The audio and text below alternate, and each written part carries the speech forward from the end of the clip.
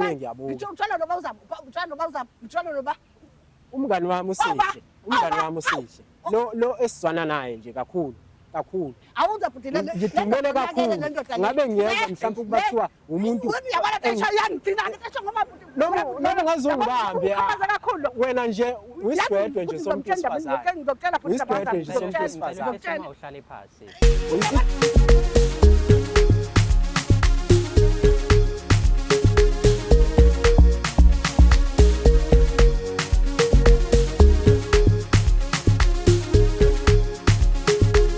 Mbukelo hlelo silungisa umjolo masikubingelele siphinde futhi sikwamukele kwi-episode yakho oyithandayo. Uhlelo lakho silungisa umjolo right here on a favorite channel, Umjolo Show. As per usual, the name is Udlala Matifane and I am the next big thing in KZN. Usokalazo zonke intombi eyifika kule show. Wanza xabana namasokazi kuthiwa vele wena uJola noMatifana bemsukela. Kakhohlwa ukusubscribe, awulike, uphinde futhi ke ushare na le channel yakho ebizwa ngokuthi Umjolo Show. Pressa nangu thanks lapha ya ukwazi ukusidonatela ngaloko okuncane ongakwazi ukulekelela ngako i-channel yethu ukuthi ikhulu iphakame ihambe phezulu. Ungagcini lapho nangu join as a member, uyazi ukuthi mayabuya imember uhlele ehlalweni sakhe esibalekile se-VIP esiseqophelweni eliphezulu. Wonke amanandi lapha athola wena. Ama-shows mephuma wena wabona kuqala. Yonke nje into nama competition mengabe kufanele siwinise wena wina kuqala. Yabo ukuthi u-exclusive, yaziboka ukuthi ubaleka kanjani. Kakhohlwa ukuthi into esiyidingayo nesifisayo ukuthi mabe kushaya umhla ka-1 January 2026 sibe se-reach 1 million subscribers. Niyazi ukuthi nginako ukuphatha izinto. I am a man with a full of surprises. Well, he's not a surprise because uhleze nathi. Ubaba ufele emntwini soba naye towards the end of the show. Sikhulume naye sazi kabanzi ukuthi siphatheleni. Siyazi ukuthi abantu abaningi bamthakasela, abantu abaningi bamjabulela, abantu abaningi ubasizile, abantu abaningi usazobasiza. So sobona namhlanje ukuthi uzokhuluma ngani nanokuthi mhlawumbe eyiphi product afuna ukuthi sazi ngayo. Ungayindawo hlala la ukhona mawukuthi unenkingi yomjolo si-emailele umjoloshow@gmail.com ungayindawo. Sanibonani, igama lami nguzamo kaZulu Sibongo. Ngibhalele le show usilungisa umjolo ngenxa yenkinga enginazo emjolweni wami. Mbukelo ohlelo silungisa umjolo siphinde sikubingelele bese siyakwamukela ohlelweni lakho esinesiqiniseko sokuthi uyalithanda futhi uyalithakasela ngendlela eyisimanga. Uyazi ukuthi the show is proudly sponsored by EasyBet. Ngakubalekile njalo mengabe seliqala ukuthi sikukhumbuze ukuthi ungakhohlwa ukuthi download i-app yabo ube nayo then register and bet using i-code yakho le ayibizwa ngokuthi umjolo, that is UMJOLO. Ngokwenza njalo ke uzibeke ethubeni to get 50 rand esana bonus voucher namanye nje ama benefits amaningi ongawathola lapha ya kwi-app yakwa EasyBet. Enza njalo ke njengamanje udownload mase uyaregister using i-code yakho umjolo. Uyazi ukuthi ke le Umjolo Show igama lohlelo silungisa umjolo. Mina ngingudlala Matifana. Mase sihleli kanje phansi solungisa indaba eziningi ezihlukahlukene. Mhlambe ngelinye ilanga ufisa silungisa indaba yakho kulo lakho longakwenza email njengamanje umjoloshow@gmail.com. That is umjoloshow@gmail.com. Eceleni kwami kunoba fesinaye njengamanje sokhuluma naye sazi kabanzi ngaye, sazi nanokuthi ungubani, wakabani, ujola nobani, bunjani ubudlelwane bakhe and more. Ongakwenza nje wena ukuthi uhlale lapho usibukele endaweni eziningi ezihlukahlukene. Ngiyazi ukuthi abanye abantu banako ukuthi kuma comments basho ukuthi ngufake usawudi ngufake bathi angawufaki. So manje sengizokwenza lokhu okwenziwa yimina because manje abanye bathi ngufake abanye bathi angawufaki. It depends on the episode ukuthi ihamba kanjani. Mfowethu Grant, uhle kunjani mfowethu? Mntaka baba ngiyaphila. Ungizwile mfethu ngi-introduce igama lami ngithenga uMatifane. Insizwe esinayo namhlanje ubani mfethu? Lo ukhulumayo uSandile wakaXaba eMtuba mfowethu. La eThekwini nje ngokwamadoda. Mfethu siyathokoza kakhulu sibe nawe namhlanje ohlelweni mfethu sizokhuluma nawe. Sazi kabanzi ngawe, sazi kabanzi ngempilo nje yakho mfethu. Igama lehlelo lethu ke mfethu lithi silungisa umjolo. And wena njengobula kusho ukuthi nawe uzolungisa umjolo. And awulungise ke nje noma umuphi umjolo, kepha ulungisa umjolo womuntu ola enhlizweni yakho impela. Uma ngakubuza nje mfethu uyamazi uZama, and if you do umazi kanjani? Ngiyamazi uZama wemfowethu, umuntu nje engibambisene naye kwezuthando. Ngibona nje ngingakusho lokho ngaye. Umuntu obambisene naye. Mhlambe uma mfethu ungakubuza nje njengabantu ababambisene, kulesikhathi nibambisene noma nindawonye, how is the relationship? Bunjani nje ubudlelwane benu? Mongathiwa uyangichazela as mina umuntu ongabazi. Ubudlelwane bami naye esikhathini esiphambilini ngingasho ngithi bebubuhle. Kodwa kwahamba kwaphetha sengasekho buhle. Ngenxa yezinto abezenza kimi ezangibeke ekuthaneni ngigcine sengibona ukuthi akusayikona lokho engangikufisa nalokho engikuthandayo nalokho okungilungele okungifanele. Okay, mhlambe ungichazele ngayo sisizama mfethu. Uma ngathiwa nje uyangichazela as umuntu ongamazi, personality yakho umuntu kanjani? Umuntu obathandayo abantu, umuntu mhlawumbe okuthandayo wena onakekelayo. Ithi nje ipersonality yakhe. Umuntu inkosi yami engasho ngithi unabo ubuntu uyabathanda abantu futhi nami ubengithanda. Kuyikho ukuthi uphethe seqa kimi. Ngale ndlela yokuthi futhi uthando lakhe kimi luphethe selihambisana nokuhlukumeza. Okay, so kungenzeka ukuthi namhlanje njengoba kubizele la kwishow ukuthi nje ukhuluma nina nobabili, unaye idea yokuthi ukubizeleni noma ngokwakho nibona mhlawumbe ngazuthi izinto zihamba kahle phakathi kwenu noba u2 uma ninobabili? Masobabili bengibona kuhamba kahle nami ngiyayibuza ukuthi ngabe kwenze njani. Ukuthi yini inkinga? No, mfethu mhlambe siyazi ukuthi wonke ama-relationship aney'nkinga, yiqiniso elingeke liphikwe lelo. Mhlambe wena nopartner wakho uma kwenzeka-ke niba ney'nkinga, nimisa kanjani? Niyahlala phasi nikhulume ngazo noma mhlambe uyaphuma ahambe otshela abangani bakhe noma abantu abathembile ukuthi yazi uSandile wenza ukuthi nokuthi nimisa kanjani? Ewe mfowethu, siyaye sihlale phansi sibuyisane sikhulume sibonisane ngamaphutha enzekile. Ngiyaqabuka nje namhlanje ukuthi ngibizelele kulolu hlelo lokuthi siyalungisa. Manje ngiyayibuza ukuthi ngabe yini inkinga kodwa ngizozwa. Mfethu asikhulume ngokuthanda. Ngiyazi ukuthi izinto ezibaleka kakhulu kwi-relationship noma ukubaleka kakhulu kwi-relationship ukuthi noma ngabe inkinga zikhona kodwa uthando kumele lube khona nalo ngoba kuthiwa love conquers all, right? So uthando meyabe lukhona mfethu, siyayibona i-relationship iqhubeka, siyababona abantu bakhana mhlambe ekwazi ukushintsha wena to indoda noma wena ukwazi ukushintsha yena to umfazi. Because mfethu iqiniso esingeke siliphike ukuthi ama-relationship uyazakhela wena as umnikazi wayo yona. Because khona umuntu willing ukuthi ashintshe abe lento oyifunayo wena ukuthi abiyona uyabiyona. Mhlambe uyalibona uthando lwenu liqhubekela phambili noma mhlambe wena usugive uphile ukuthi I know sekungenzeka noma yini. Hey mfowethu, njengomuntu ongajabule futhi noselimele kakhulu, ngisho ngithi sengenzeka noma yini. Ngoba nami longifanele uthando, ungifanele uxolo, ungifanele futhi nokujabula. Okay, mfowethu uyeza kusisizama njengamanje sokukhuluma naye. Uready ukuthi umbone ukhulume naye noma mhlawumbe sithi ukukunikeza amaminishana ambalwa uready wena ukuthi umbone ukhulume naye? Ayi, ngoba njengamanje ngifuna ukwazi ngibuswa imidlinzo kodwa impendulo ngizoyithola kuye. Ngisho nje ngithi ngikhungathekile.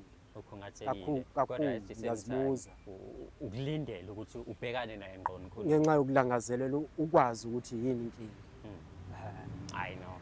Yamuzwa kuba uyasho ukuthi ke ulangazelele wagcina nini ukulangazelela wena? Kodwa kuba ready ukuthi akhulume indaba yakhe la njengoba nami ngiready ukuthi ngingenelele ukuthi ngibasize noma ngabe ziziphi inkinga ababhekane nazo kubudlelwane babo. Ungakhohlwa uma ukuthi nawe nenkinga ezithinta umjolo ungasi-emalela umjoloshow@gmail.com. Ungabe usayini nawo ngabe usanyakaza, hlala la ukhona uthande indaba lezo ozozizwa njengamanje ngoba ekugcineni noma kanjani isiphetho noma ekugcineni kwale show kumele siphume nesixazululo sokuthi sibalekelela kanjani labantu, sibasiza kanjani labantu kubudlelwane babo. Siyolanda-ke manje sisizama simbeke la, uma ifika sobe sesikhuluma naye.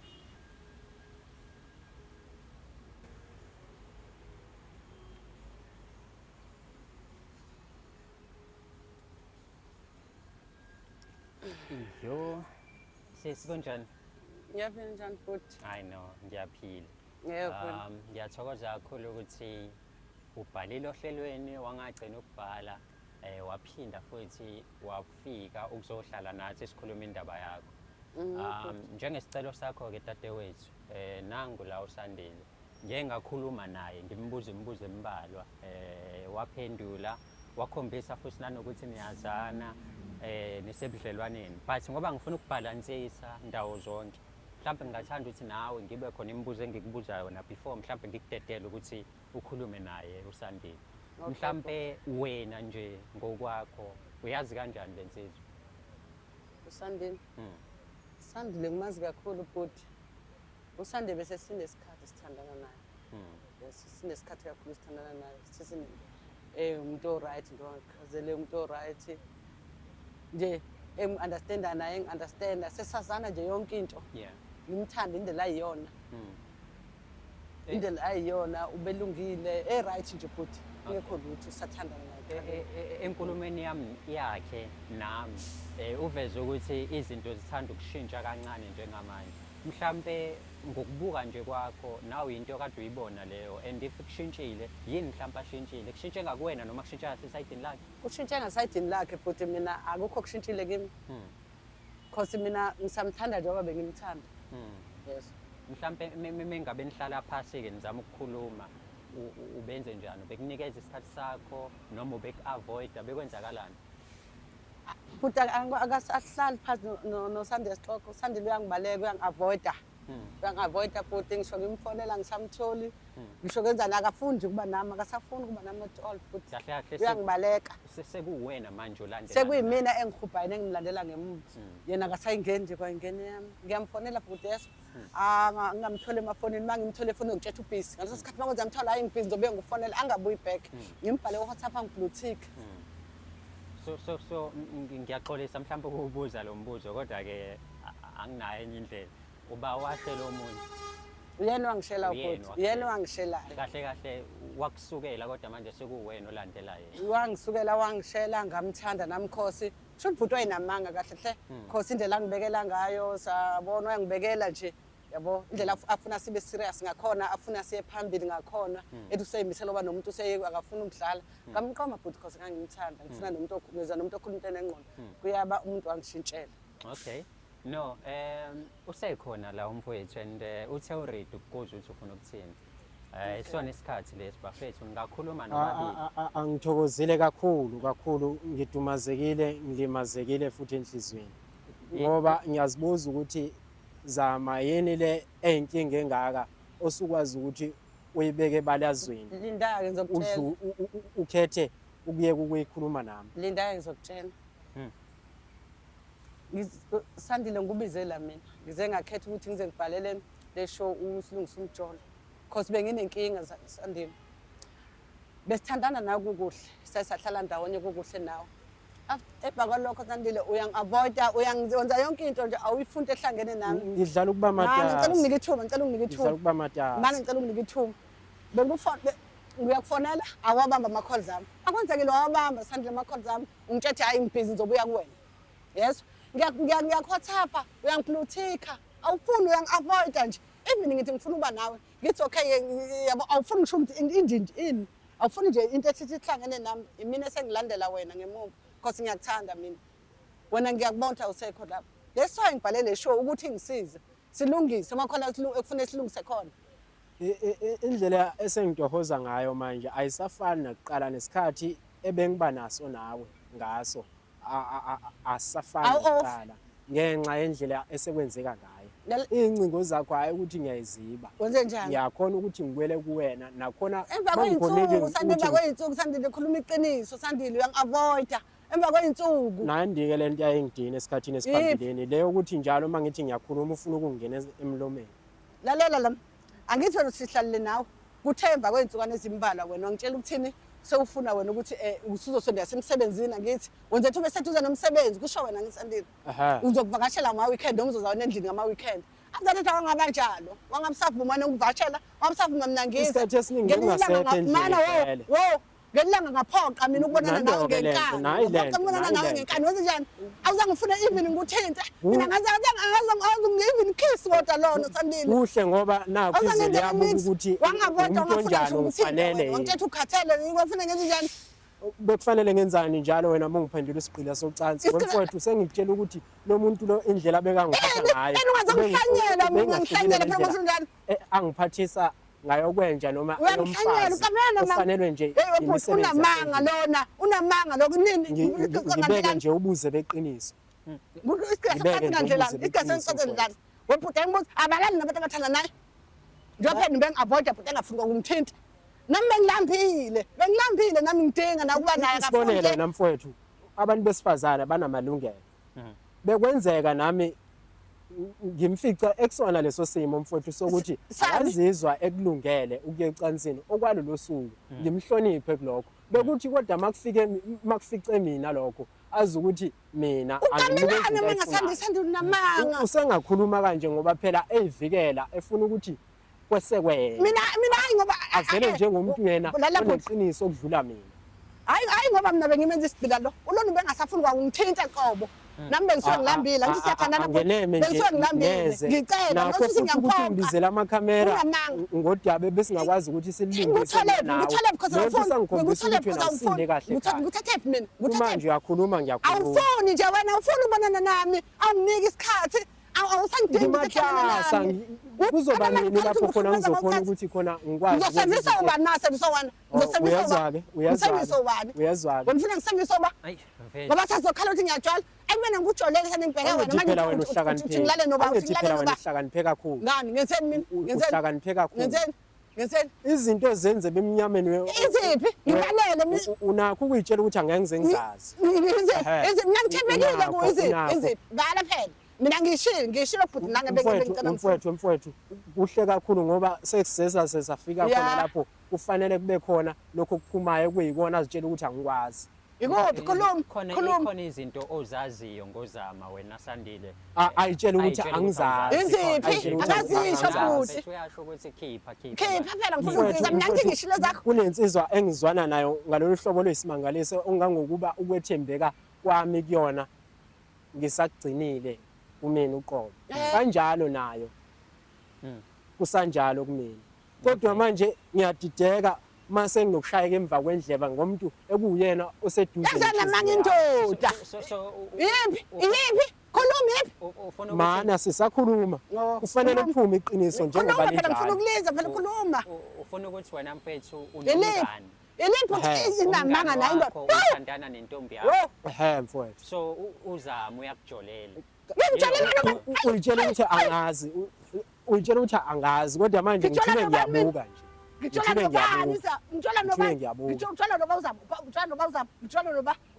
umngani wami usihle lo esizwana naye nje kakhulu ngidumele kakhulu ngabe ngiyenza mhlawumbe ukuba kuthiwa umuntu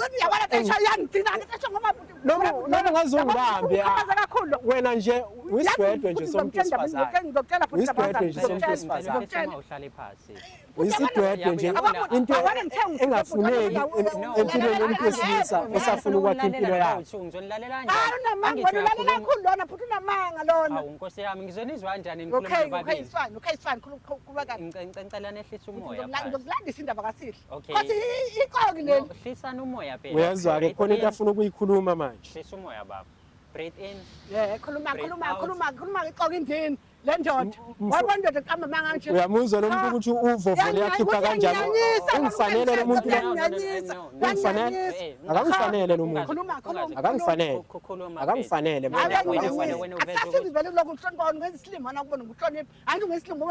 buka namanje ufuna ukungiphakamisela isandla namanje ufuna ungiphakamisela isandla uyangihlawuda mfowethu bengisasho ukuthi lo muntu lo indlela angiphatha ngayo ayinginiki ukuthula noxolo ongangokuba into aseze ayenza ibhlungu kakhulu kumina yazi yangenza yanginikeza nesizathu sokuthi ngishintshe indlela yokumbuka uthandana nomngani wami umuntu esezwana ngalolu hlobo lesimanga ukuthi futhi mina angiphephile ngenxa yokuthi nginomuntu empilweni yami oyinja ngalendlela yokuthi noma angafika ngelinye ilanga umuntu engasho ngithi uthokozile kodwa ngoba ngiyamazi ukuthi izenzo zakhe zinjani ngiyazi ukuthi akufanele ngimthande ngimethembe yabo yabo into mabuyikhuluma you need to have a tangible proof yokuthi lento eyisho yiyona unabo Akakhuluma ubufakazi iqiniso lo. obuphathekayo Akhuluma iqiniso uSihle lo. noZama bayajola. mfowethu Yini ephathekayo? Yini ephathekayo? Mina ngizokutshela mina ukuthi noma ephathekayo yini? ngingeke ngize mhlawumbe ngibuthathe ngezandla ngikubonise ngeso lenyama ukubona kodwa engase ngikutshele kona Wakholwa ubuze wena? beqiniso njengoba linjalo Wakholwa na? Wakholwa? Wena okay ukuthathaphi mhlawumbe ukuthi bayajola yinto nayo emqondweni akusiyona imidlinzo mfowethu utsheliwe wabona. Wabona na? Ukufuna ukukhuluma ngento ayibonile musukungiphanga Khuluma into ezwakalayo. njengoba ungena emlomeni uthi waphimise kanjani amagama Futhi ngilinde ngizokutshela mntu lento wesifazane akamfanele lo muntu lo. Awungichaphazile lento dayile. Ingichaphazile. ayikho enye into ayaziyo ngaphandle ukuthi ahlale ephimisa ukuthi Imali yami ngiyamhlukumeza ngichithe kulo muntu. kumanje angisakwazi ukuthi ngikhuluma into ekuyiyona ekufanele uyazi Okay. mfowethu ingane yami ekhaya ayinalutho. Kumele ngiphelela kuno. Okay. angikaze ngithathe leyo mali Yawezwa amabhomu aphumayo manje. angikaze ngithi ngicela imali kuye konke bekwenza kimi yinento enhliziyweni yami ethi ubekwenza ngothando nangeqiniso lokuthi kumele ukuthi siyathandana ngoba phela nguyena obengcono phakathi esimeni sami naye kodwa ungazi ngenza nje. bengisakubuyisa-ke mfowethu la ekuthenini ukuze ngazi mina ukuthi lo uyangijolela Okay, mfethu ngicela uyibambe kanjalo. Sisizama. Ngifuna kungabe ngathi ukuthi ngithatha iside elilodwa. Lokho Uveza ukuthi uyamjolela and umjolela nomngani wakhe. At the same time isidwedwe mfowethu isidwedwe bafo sinikeze thola ngithi nangu letho buka ufuna ungiphamisela isandla muntu wesifazane ngidina lento empi le. Okay. kulungile wawuthandeni wawuboneni Ngifuna sihambisane point to point. I-point lokuqala uthi wena ujola nomngani wakhe uSihle. Iqiniso lelo. Lalela bhuti ngikutshela indaba kaSihle. uSihle bhuti ubekangishela mina uSihle. Engishela khotha uSihle. Engishela even kusekuhle engishela uSihle. uSihle ungitshelile. Ngingayingena indaba yakhe. Ngokuthi bengazi ukuthini angitshelwa mina ngitshela mina kusahamba angitshelwa mina kanti akasekho ngihamba ngema akangitsheli mina ukuthi umngani wami uyameshela uyayibika kuyena ngishela umngani wakhe because ngibalekela ukubaqhatha mina bhuti mina ukuthi ngibaqhatha kodwa ngibhizisile ngiyamcilisa ukuthi ngelanga uSihle angifona ukuthi ufuna ubona kunento esila safuna ukukhuluma ngalo akuze ngazi iqiniso ngalo kanti vele lo sengimsolile izandla ilokhuzana zakhe inyawo zakhe ukuthi azikho right angeneme wonke nje afike uSihle Angisinikezele ithuba.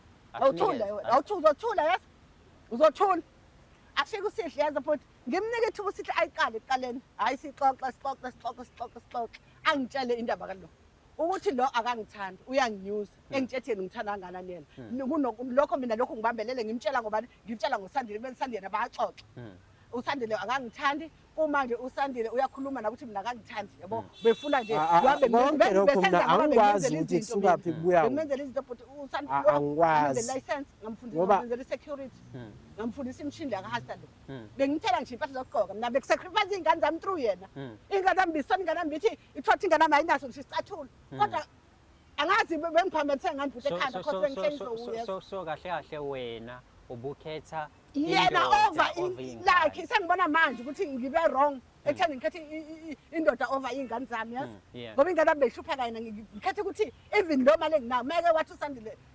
ngizama ngishodi la bengikhethe uSandile phambili kuloko wengane okay it's fine angitsheleke that way athi lo uthanda into ngoba mina ngiyamenzela lo unentombi yakhe emakhasira useyicelile kanti eyicela wayilobola lo ngitshela wena kahle wena mfowethu mase ngibeke ubuze yayi uzoma khuluma mina athi wena ukhuluma mfowethu ngicela umbambe lo muntu lo ngoba uzosuka ngiphakamisela isandla kanti mina ngeke ngize ngimphakamisele isandla njengomuntu wesifazane unamalungelo adlula wami ya bafo ngisafuna ukuzwa neside lakhe ngizobuyela kuwena mfowethu ya wathi yena lo ufuna indlela wathi kahle umuntu omthume ukuthi mina angishele yena ufuna mina ukungiphasela kuSihle yena ukuze akwazi ukuqhubeka nomuntu wakhe lasemlobolo uSihle uyiqhasha uSandile ekhaya azoshela mina ukuze mina ngithanda naye lo athendele ukuphuma ukuthi athi usujwa nomngane wami ngifuna ukuphuma ngoba use right ngami uthi wazi use right ngami because sekuthola for the phone and usiyasebenza through mina kodwa ubegqoka through mina wahamba woqasha balokho akasangidinga ethize kwakhe mfowethu bafo ngifuna kuqala uyivume lezi zinto ezishoyo wena uthruphasele umngani wakho umuntu wakho ngoba uthi ufuna ukuhlela usufuna ukuphuma Okokuqala into lokho. lena ungichaphazile Okwesibili, kodwa mfowethu ngilalele okwesibili ukwenzela iy'ncwadi wakwenzela iy'ncwadi za-highster ngaphezulu wakufundisa ukuba i-security wakwenzela nje izinto ey'ningi ngisho ukugqoka lo ufika ngenamahanda lo bafo ngicela ukumfakazela nengiphi Ufike ithuba namahanda lendebe lona. lengilalela mfowethu konke lokho akushoyo kuyiqiniso even ophatha Kodwa begama baqale ngami lo indlela angiphathe ngayo Fika goma run first ingenze kimi. ngaze ngaba umuntu oseshintsha lapha kuyena ngenxa yempatho yakhe nendlela angibukisana ngayo ebantwini ngoba phela ukuthi uthandane nomuntu oseduzane nami ungaphethi futhi lapho uphinde ungiphathe kabi ushunye wena nje lo muntu akumina wonke osuse yonke lento ubani Akumina wena wonke Sandile lo wena sisele Sandile vele. ubani Sandile impatho yakho nezenzo zakho nakho konke nesimilo sakho wena ubungihlukumeza usukhohliwe yini usukhohliwe nani ke lento bengiyikho yabona wenza kanje nasendlini azangiphakamisele imali kamoto sangifuni angiphakamisele isandla mfowethu isandla wena shona kwaphela kodwa kube nzima kimi ukuthi ngibuyisele ngoba ngiyazi ukuthi mina ngizobhadla ejele so bengingavele ngiyibulale lento mina ukuba mhlawumbe kuthiwa bengingayicabangeli ukuthi nami lingifanele kusasa kufanele ngibe nempilo ekufanele ngiyiphile engifanele yini la ngakusha khona ngangusukela khona ngalola ngangakushaya ngangusukela uyabona ke usekhohliwe usezenza umuntu ongazi futhi masihlabene lo uyena olokhuzayo ophakamayo akuna mina ngisuka ngiphindisela mfowethu ngibeke nje ubuze beqiniso njengoba linjalo lo muntu lo njalo masikhuluma uyathanda ukungifunza amagama uyathanda ukuthi yena ahlale ngendlela makhuluma uyafuna ukuthi mina ngimuzwe kodwa yena angangizwa igama lami nje kuyena njengendoda akalazisi ongangokuba akaphethi lapho uzabonise ngisho nabanye nezingane besihlala nazo zakhe bezibona ukuthi kuvela nanokuthi wena unomuntu wakho wena oqondile wasemakhaya abengifihlele yena so lokho kuthi ayisekho into yakho nozama mfowethu lokho ngikhuluma nje kumanje ngithathile manje thathani nginekhwe manje ngale wangitshela ngalelakho wangitshela lokho yini kuzoba isithembu sami yini kanti kufanele ngiqale ku wangitshela awulingene uqala nje wena wangitshela ngalelakho yabo mfowethu nawe njengoba uyindoda nje wathi uyihloma izala wena wathi ngizozala nikhuluma noba uthungi angithi kufanele mina hayi nawe phela ngithi ngizolungisa la ngizolungisa nje uthini manje wena into yokuqala wena mfowethu bengisasho-ke uyekele sidididi lesi esifuna ukuthi sibone into vayiphikise ngisidididi yabona isikora awusuka isikora phambi kwami mfowethu awumbambi ungamdedeli wenza umsebenzi wakho umbambe nje kahle kanjalo ngoba manje bayizofika la ngicela nehlisweni umoya sikhulumeni ngayo ngishaya ngempama eyodwa nje futhi awunginikisi isikhathi esiyodwa nje eyi-1 ulingene bani ufanele bani umuntu wesifazane onje ulingene bani ufanele bani so ukwahle kahle wena ubone nini lokho ubone nini lokho kade ngabuka ngathula ngabona ngayithulela kanti ubungithenga ingane ubungithenga ingane ngikusiza ngoba ngibona uyigxaba ungenalutho nami benginethemba ngempilo ngawe ngithi sizoba nekusasa kodwa manje ngabona ukuthi ngikusiza namhlanje ngibona usile ukhuluma kakhulu wena uzosikhipha la mfethu le relationship yenu iyaqhubeka noma uright wena mfowethu ukuba bekuthiwa imoto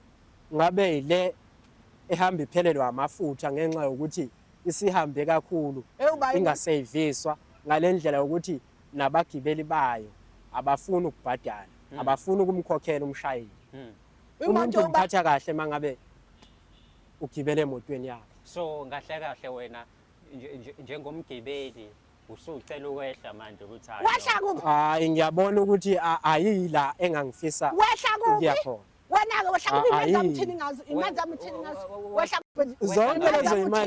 zonke lezo imali nganginethemba lokuthi ngikhipha ngoba nakho efuna sakhe ikusasa sakhe impilo sakhe ukuthula noxolo ngayo yonke indlela efanele othandweni hayi noma ungakhala izikhala zonke yabona lo ngichapha imali zami futhi manje ingane zami. Noma ungakhala uzokhala zona. Relax, ngicela uhlale Hey yabo ngichaphazile le nja, le ngichaphazele umgodoyilo. Imali zami engikhanga seyingane zami, ingane zami ngabe yikude, ngabe sikhude banempilo imali zami. Kulini kanti lapho sikwazi Hayi, ukuthi fuck mina off. nawe sikhulume siswane. Mawusawuvovo kanje liyakhipha. Awungilingene. One, Udoti wena, uney'ngane. udoti wena. Two, Wangithola ngazi ney'ngane. ngakutshela nazo. Kodwa ngase ngikwamukele lokho, ngase ngikwamukele Yini ukuthi ukuhlala kulungile-ke ngoba phela itshitshi lele semakhaya itshitshi. Itshitshi. kufanele phela. Kufanele phela. Kufanele. Okay, baf uzama uthi what about into zakhe? Into zami uthini, into zami? Mfowethu mfowethu ngoba ngiyatohoza futhi kangcono kunakuqala. Ngenxa yami. Ngenxa yami Ngiyakubonga kakhulu lokho. Ngiyakubonga kakhulu ukuthi uNkulunkulu uke wangipha isule esifana nawe kodwa besilethile ushintsho empilweni yami. Waze ufune Yabo ngithi mfowethu ngibuyele kuwena ngokukhulu ukuphuthuma ngoba kubalekile ukuthi sithole ikhambi. Ngiyakhuluma-ke manje ekuthenini imali yakhe hayi umgodoyo umfana lo. Kodwa kophela ekuyiyona sofana. ekwazile ukuthi ngisize ey'ntweni ey'ningi ngizokhona ukuthi ngiyibhadale kancane kancane ngoba yini bengisazama nokuthi nami ngilungise ezinye izinto ezimdibi munye nempilo yami. Akho nto ezokulungela Ngizokhona empilweni ukuthi- yakho. Ngikhali inyembe zami lezi ngeyiwele phansi. Wena Lezi zubala lezi wena ngeziwele inyembe zizobala lezi lezi zangamabomu lezi ezikhandwayo ekhunganaki nokuyitshela ukuthi uyazi nokuyitshela ukuthi wena uyithwele Yabona lapho nokuzazi uzazi kakhulu Bafethu. uzazi kakhulu yabona le nje le futhi. Ngizokubona wena ngewulungele lutho uzongibona. noma ungangisongela Uzongibona wena. noma ungangisongela noma Okay, ungangisongela okay. ngizokubhadalela kancane kancane ukuze ngikhona ukuthola impilo ngcono. Usandile uyathembisa ukuthi uzokukhokhela kancane kancane. Wena nje into engiyicelayo nje empilweni yakho Ayithathe imali lopholo lo. uthi unomsebenzi manje ongcono. Ngiyatohoza manje ngiyatohoza manje Nje ngichaphaza. angilobolile ngemali yakho Zama, angilobolile ngemali yakho into okumele uyizwe ukuthi i-relationship yakho noSandile uthi uyayiqeda uright yona. Ngoba Ngenele mfowethu. Ukuba bengiyiphula ngabe ngigcwele ngiyachithika. Ubuhlungu ngizisaba ngithini ngami? Uthini ngami kahle kahle wena yini lo sayifuna ubona ukuthi uzoyithola ke moyibonayo ukuthi isakhona Ileke sesakhe eqaleni nawe.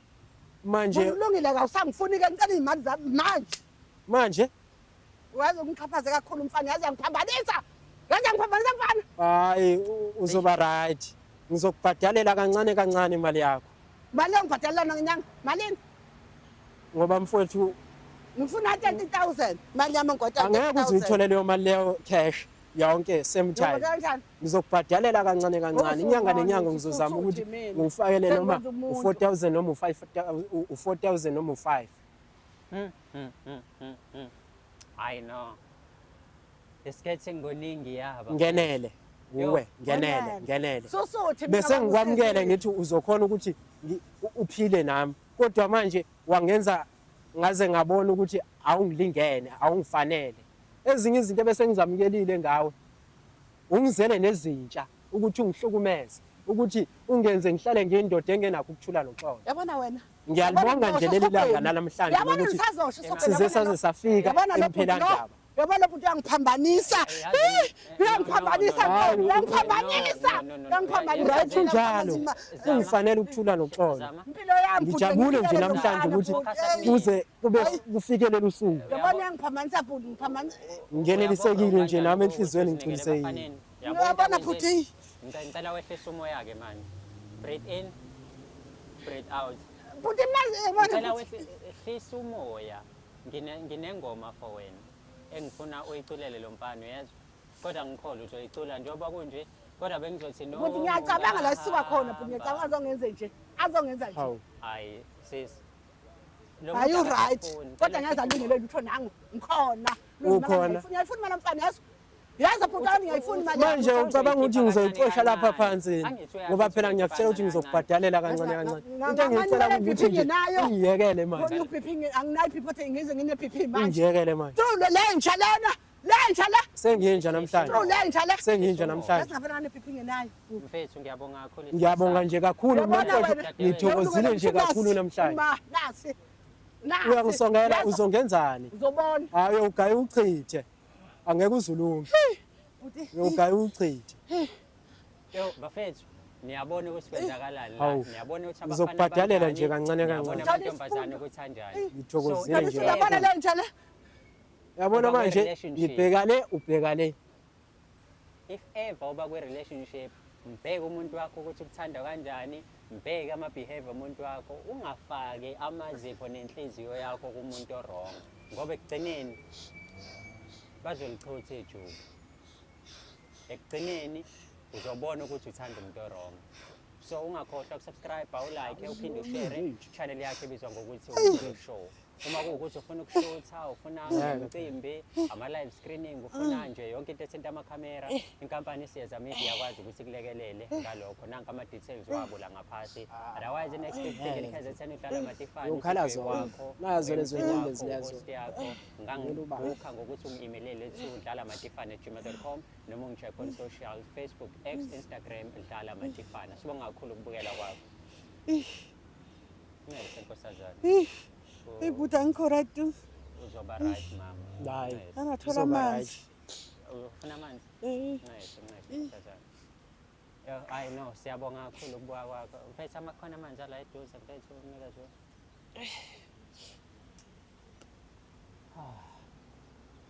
Right.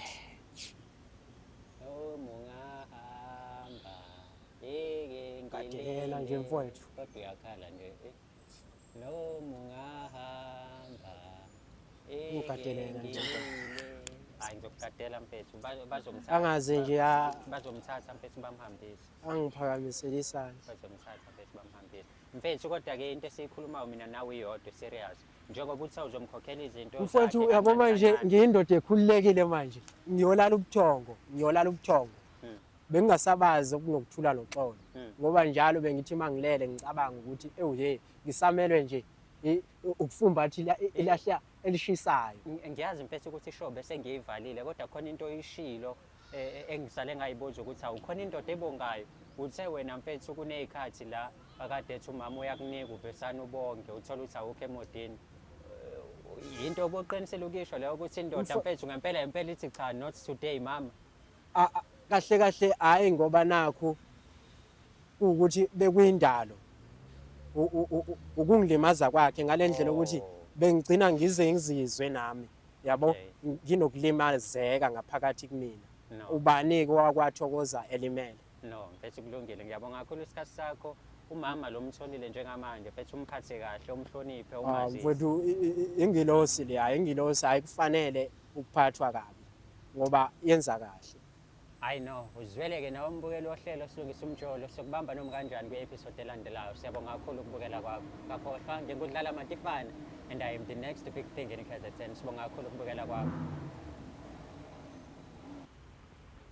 siphinde sikubingelele sikwamukele umbukelo wohlelo silungisa umjolo khona la kwi-channel yakho eyithandayo nehamba phambili eNingizimu Afrika nasemazweni aphesheya Umjolo Show yazi ukuthi ngikudlala Matifane and I am the next big thing in KZN and I am always with some full of surprises uyangazi ngikutshelile-ke ngivula ishow yakho namhlanje ukuthi khona la uhlelwe namhlanje going to be joined by our father ubaba wethu hayi kosezulwini wakhona khona la emhlabeni ubaba uGumede ufele emntwini and uyazi meke wabona yena uyazi ukuthi sizokhuluma izinto eziningi ezithinta ipipi ezithinta igqe ezithinta ikhaya uqobo ezithinta abathakathi noma yini owena obonayo ukuthi izinto zesintu noma izinto ezenzakalayo ekhaya and ozidinga yena usuke khona ukuthi akwazi ukuthi akulekelele futhi siyazi ukuthi siyayithola ne-feedback from abantu abaningi abahlukahlukene besho bethe Matifane kodwa kubaluleke kakhulu engicabanga ukuthi kumele ngikusho mengabe kufika ubaba ofele emntwini la kwishow noma umama wakakhe bayawashiya ama-details wabo la ngezasi ukuthi nibathinte so ningangithinti mina nithi nifuna umuthi wepipi anginawo ngizondlulisela kuyena ungasho ukuthi Matifane hamba uyongithengela mase uyabuya uyangidelivela cha konke lokho njengoba siweshiya ama-details wakhe konke lokho kwenziwa yibona mina okwami nje kusuke ukuthi ngidlulisa imessage kuwena ubone then mase uyasizakala phakathi wayo Daba kuyaphileka kodwa ayi kuhle hamba kanjani I know kuhle siyajabula ukuthi uphinde wabuya futhi wasivakashela Ya. Ngiyangena madevini. Ngiyangena ngiyaphuthuma. Abantu ekhaya banganguzulu emakheni. Angibingelele kubabukeli bohlelo silungisa umjolo. Lo khuluma umthokozisa kwaGumede owaziwa ngoFele Mtwini ngokuzalwa ke ngizalelwe kwaMashu ngokukhula ngakhulela khona kwaMashu kodwa amakhaya amasehadini. Bafowethu bodadewethu angiqalela ngibonge ngiyayibonga le show noma ngiyalibonga lolu hlelo ngiyakubonga Matifana ngokuthi ungithathe ungibeke ebantwini nami ngiyenza ngokusemandleni ukuthi into nento abantu abakhala ngayo nabayifunayo ngiyabanikeza khona into engayikhuluma ngokudlule noma ngelinye ilanga ethi uyazi ngithi noma ngaba angithi imizimba yabantu ayifani yenze komunye umuntu umnikeze umuthi ungahambisani nomzimba wakhe ufike kuyena athi awusebenzi kanti awuhambisani nomzimba wakhe ngiyangithi kungcono ukuthi imithi noma izinto ezifunwa abantu ngihambise ifike kubo kunokuthi kuthi izinto kayifiki ngoba baningi abantu abangena bencoma bethi ngiyaqala ukuthi kule ndima lesikuyona yokulapha kube khona umuntu owenza short impahla nempahla kumuntu iyafika so kwamina ngiyayibonga ngokuyinikela entweni efana naleyo okwesibili ngiyacela ukuthi umuntu mayengena ko WhatsApp basekhaya akangena abingelele abese shinkinga yakhe uma send ivoice note ingabinde mina ke Fele Mtwini ivoice note mingaphezulu kweminute ngiyahluleka ukuyilalela ngoba noma ngabe ingehla kweminute ngijomba ngizwe lokho kubalekile kuyona ivoice note so ngiyacela ukuthi abantu noma ngabe umuntu ebhala akathi qaphu noma send ivoice note athi qaphu ngoba ngiyazi vele umuntu ongena lapha umuntu ogula akekho umuntu olandela mina ophilayo wonke umuntu lapha unenkinga yepipi unenkinga yegceke unenkinga yebhizinisi unezingane ezisilow esikoleni unenkinga nje eziningi ezihlukahlukene so nami mawungena ngiyazi ukuthi unenkinga so yiloko ebengingakusho kwamanje ukudlulisa nje ukubonga ebantwini ukusithemba kakhulu abasemzansi abangaphandle Afrika abangaphesheya ngiyabonga nje kakhulu sisazoqhubeka ngisazolalela nanemibuzo oza nawo namhlanje ngiyazi ukuthi izinto eziningi sesiyikhavile noma sesikhulumile ngakho but khona izinto mengikhumbula kahle saye sakhuluma ngendaba yokuvusa noma yokuqinisa ipipi noma ukulikhulisa izinto ezikanjalo and ngiyeza ukuthi ungathi khona induku entsha maceke angiqale ngisho lokho bafowethu ipipi ekhaya silikhulisi leyo kukhulisa ipipi ngiyekeni mhlazana salikhulisa ngiyonitshela angifuni nidlala izikema akekho umuntu okhona kwamanje osakhulisa ipipi yekeni leyo bafowethu ekhaya siphethe into izingane zasekhaya zibize ngocarrot ucarrot bafowethu ipipi lapha ipipi ke kungeve kuyipipi kuphela ipipi lapha abafowethu ayiliyithinta inkaba yakubona ukuqina kwacarrot bafana lapha kubuya amaletujana emngeni lapha abafowethu engingakusho ukuthi iyabiza engingakusho abake bayithatha abantu awuyiko itest kodwa engizoxwayisa ngako ungayithathi ungenawo umuntu esifazane ngoba lapho uyophepha ngisho okuzozobe imoto lapha into enembobo nje uya noma ngabe kuphi embobeni ngoba nomuntu esifazane mase ekhathele ngaphambili ungena ngemumva leya uyisholo yena ukuthi ucela umnwa kwabo ucela ukulanywa angifuni ukuyincoma kakhulu ngifuna abantu kube yibo abangitshela ukuthi kwenzakalani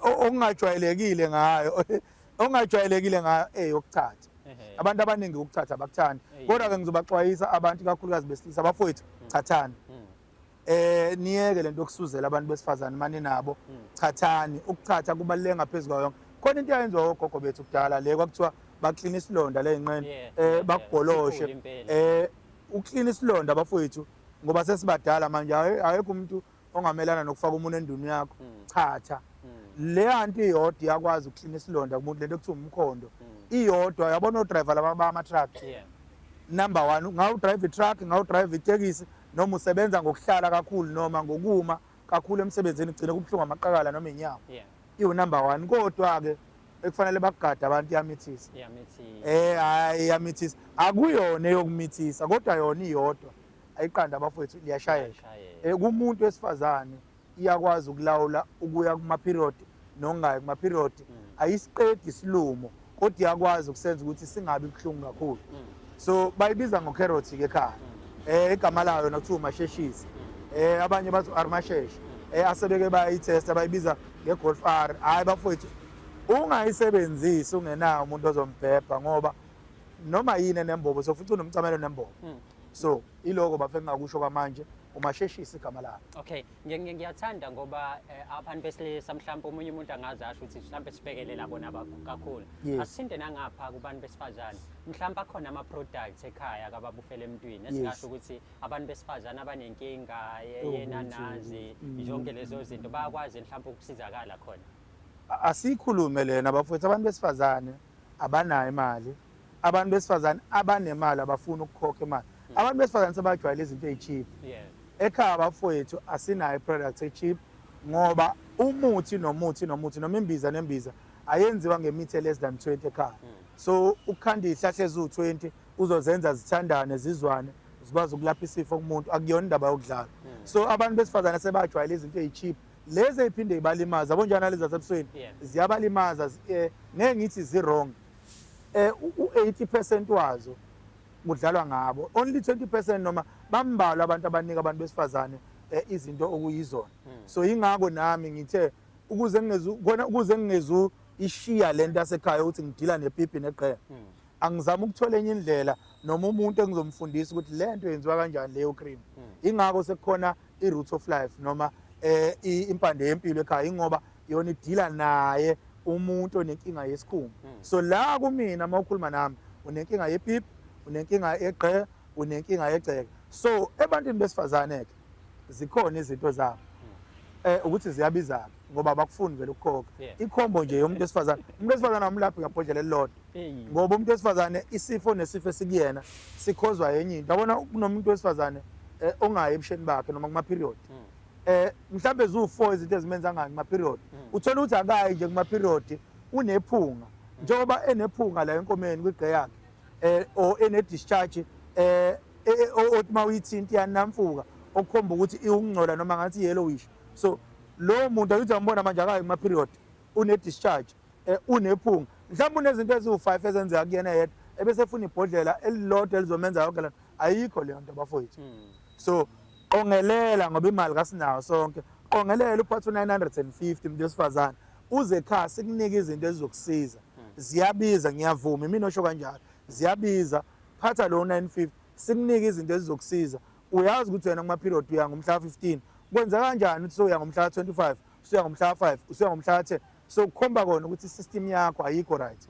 Ingakho ngathi amandla mangaba bafowethu ngawo isilisa ngawesifazane nangabe ngakakuvumeli fike ekhaya ucela ijuice, simnikeza ijuice. Ijuice akuyona eyokwenza ukuthi ipipi livuke noma eyani, ijuice eyokclean system yakho, iyakuresetha, shuthi iqala kabusha, iqala phansi, then bese wena ufuna izinto ke ezohambisana nalento leyifunayo. So bafowethu bodadewethu zikhona izinto zenu zokunilapha. Okunye okulandelayo ngoba sakhuluma abantu besifazane, abantu besifazane bafowethu bayathakatha too much. Yini ningafunani kangaka? Abafunani. Uyazi namhlanje ngoLwesine ngithola imessage ekseni ku Facebook wami, dadewethu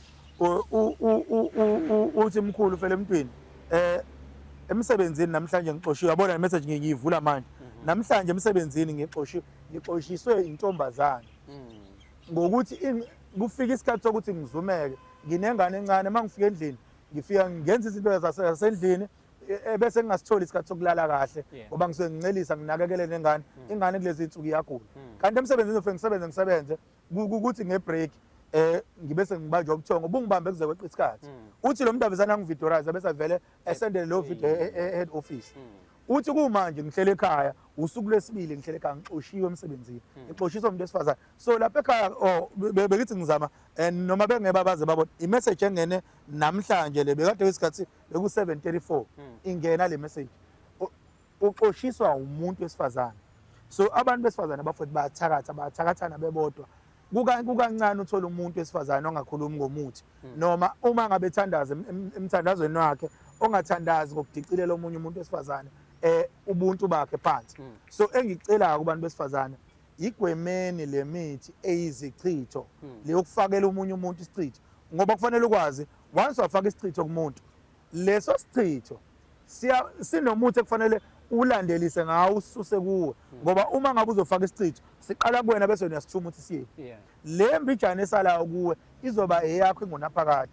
So bantu besifazane kugwemeni ukusebenzisa izinto enezichitho phakathi. Ingakho sineyiwasho, amakhombe eyiwasho okuyicleaner eqala ku 200 rand ayanyuka akayabiza 200 400 600 okokuyicleaner lokho ukuthi ube umuntu naye ebantwini nani nijwayele ukuthi inyanga nenyanga noma after 2 or 3 months thola izinto zokugquma ugeze ingakho ukuthi abantu besifazane bageza ngamanzi aphinki iloko bafike ngakusho zikhona izinto zabantu besifazane zokuyiclean zikhona into zabantu besifazane zokuyiclean ngaphandle lapho Ayike mbukeli njengoba umuzi ubaba ufele emntweni kuzona zonke lezi zinto ezichazayo mhlambe nawe unenkinga ezifanayo noma wakwakho unenkinga ezifanayo ungakuvumeleki ukuthi kugule wena phinde kugule umama wasekhaya nakona nje ukuthi izinto zingahambi kahle kunina nobabili kuyinkinga leyo ziklineni bakwethu zilungiseni nenze isiqiniseko sokuthi nasekamereni ni happy phakathi kwayo nabo abantu manje sebekuzwile uma befuna ukuxhumana nawe ke noma bexhumane namakhamba asekhaya kafele emntweni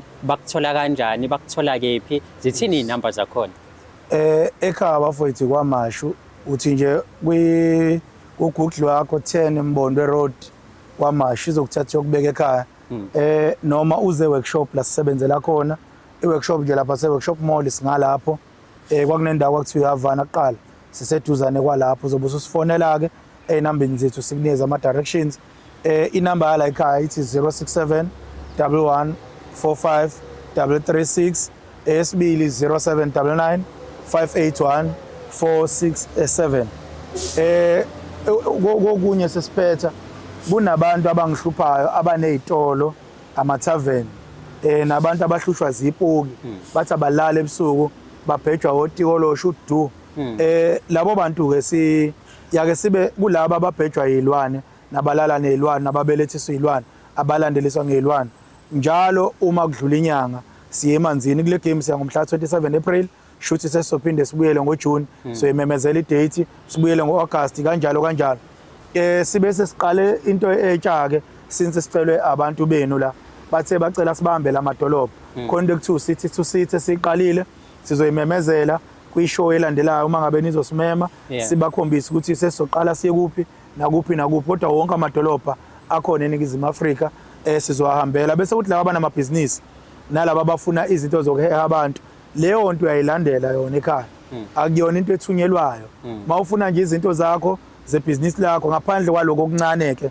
laba bamatafula nani abafuna izinto zo 600 1000 lokho siyakwazi ukuthuma kodwa kuloko kunamandla uyayifikela wena kulabo abahlushwa zilwane abafuna ukwenzelwa amagceke ayithunyelwa lonto ithina esifikayo noma kube wena oyilandayo mawusidinga egcekeni lakho ithina esifikayo kuwena kwakho sifika noma ngabe kuphi noma ikuphi siyangena asibinazo isikhathi esiqondile kodwa siba nalo usuku ukwenzela ukuthi ungasicutheli endleleni kulabo abanenkinga zamagceke siyafika kwabamabhizinisi uyayifikela wena uzolanda into yakho so lo khuluma umthokozisi kwaGumed owaziwa ngofele emntweni kube laphi bendabuko ngaziwa ngoDr Fele Emntweni la ubona khona imoto kuyimoto yasekhaya ukhulume nami khona into ngiyokuphuzisa yona mahala okuningi zobe sesikuzwa ngawo ngiyabonga ushemba benani unyazi lezulu lunikhumbule ngiyabonga phakathi kwayo siyabonga kakhulu ayike nizwile bafethu ama details siwabhala nala ngezasi ukuze nikwazi ukuthi nithole ukuthi nifone niWhatsApp uzwile mengabe ufona